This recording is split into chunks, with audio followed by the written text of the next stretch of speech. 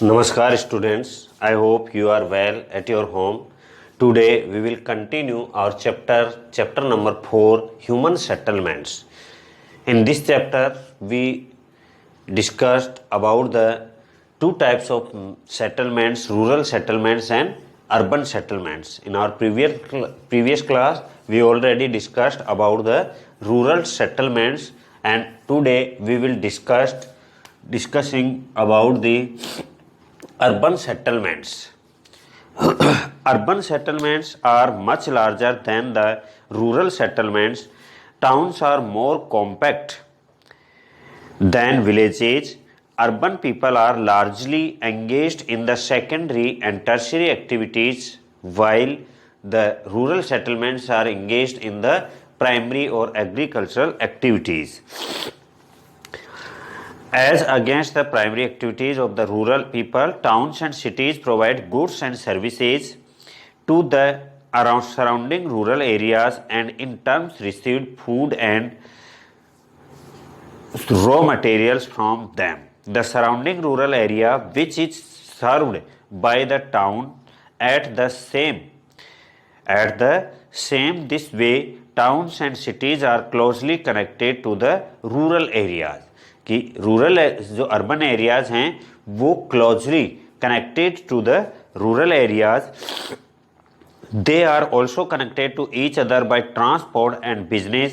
Thus, whole range of cities and towns act as the functional nodes or centers of a large geographical scheme of cities, towns, villages, and the resources for their territorial and functional organization of the whole country. Definitions of towns. What are towns? It is essential to define a town before we learn more details about the urban settlements. So the census of India defined an urban settlement in 1951. सबसे पहले urban settlements को 1951 में define किया गया. This definition continues to be followed in 2001. With little change, the census of India 2001 identifies two types of towns, statutory and census. Statutory towns and census towns. Statutory towns are places which have municipal, corporation or containment board or notified town area committee. कि वो सभी areas, वो सभी places जहां पर municipal corporation, cantonment board और notified town area है, वो सब स्टैट्यूटरी टाउन्स कहेंगे. Census towns all other places which satisfy the following criterias. Census towns means है अकॉर्डिंग द पॉपुलेशन, कि पॉपुलेशन के अकॉर्डिंग टाउन्स कौन से होंगे. ये प्लेसेस के अकॉर्डिंग है और ये पॉपुलेशन के अकॉर्डिंग. तो पॉपुलेशन के according a minimum population of 5000 persons. Census towns में minimum population 5000 persons. At least 75% of male working population engaged in non-agricultural pursuits. 75% जो मेल पॉपुलेशन है वो engaged in the non-agricultural activities, and density of population of at least 400% per square kilometer. ये जो 400% पर square kilometre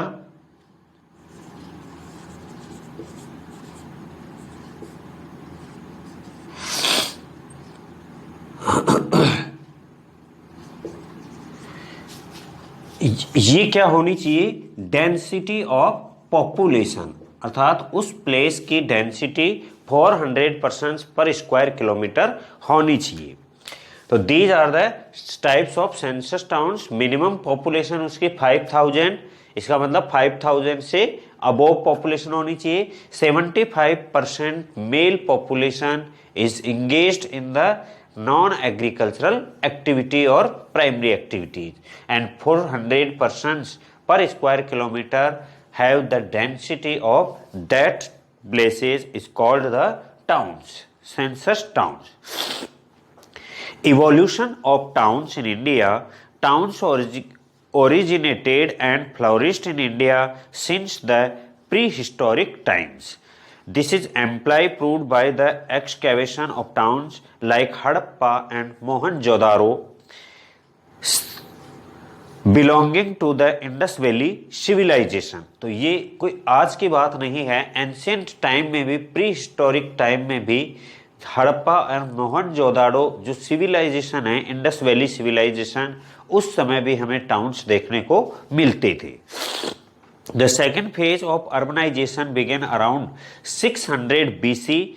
It continued with periodic ups and downs until the arrival of Europeans in India in 18th century. Urban historians classified towns of India as ancient towns and medieval towns and modern towns. तो ancient time में 3 types के towns थे, ancient time towns, medieval towns और modern towns. तो ये history को बांट रखा है, ऐसे ही डिवाइड कर रखा है हिस्टोरिक पीरियड को, ancient, medieval and modern towns. तो ancient towns are at least 45 ancient towns in India which are over 2000 year old. जो 2000 साल पुराने हैं, ऐसे लगभग 45 टाउन्स हैं. Most of ancient towns of India developed as religious and cultural towns. Varanasi is an outstanding example of such towns. The other ancient towns are Ayodhya, Prayag, Pataliputra and Mathura and Madurai. Second type of towns, medieval towns. There are about 100 towns in India in which originated in the medieval period. Most of them developed in the headquarters of principalities and kingdoms. Many of them are forced towns and came up in the ruins of earlier existing towns. तो ऐसे लगभग 100 towns हैं जो medieval period के हैं. Hyderabad, Jaipur, Lucknow, Delhi, Agra and Nagpur are important examples of the medieval towns. Modern towns, these towns were developed by the Britishers and other European colonies. They first developed and some trading ports like Surat, Daman, Goa, Pondicherry, etc. Later on, the British developed these principal modes. Mumbai, Chennai and Kolkata are the modern towns. A large number of towns engaged administrative headquarters. ज़्यादातर towns जो हैं वो administrative headquarters बने हुए थे,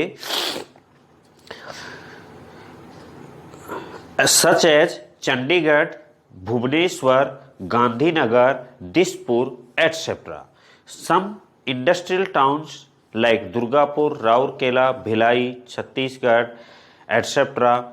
also came up after independence. Some old towns developed Ghaziabad, Faridabad, Faridabad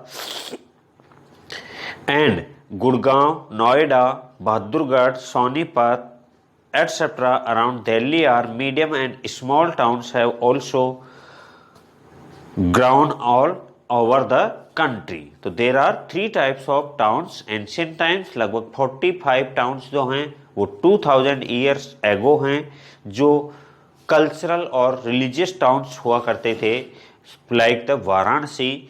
medieval towns लगभग 100 towns ऐसे हैं जो मेडाइवल पीरियड के हैं, और मॉडर्न टाउन्स जो इंडिपेंडेंसी के बाद के हैं, कुछ ब्रिटिश कॉलोनियल पीरियड के हैं, एटसेट्रा.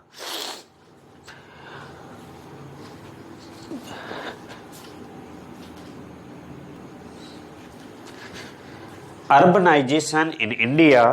तो इन इंडिया जैसे जैसे पॉपुलेशन इंक्रीज होती गई 1951 से लेकर के 2001 और उसके आगे जैसे जैसे पॉपुलेशन इंक्रीज होती गई वैसे वैसे इंडिया में अर्बनाइजेशन भी इंक्रीज होता गया. पॉपुलेशन इंक्रीज हुई तो इंडस्ट्रियलाइजेशन बढ़ा, इंडस्ट्रियलाइजेशन जैसे ही बढ़ा तो अर्बनाइजेशन भी इंक्रीज हुआ।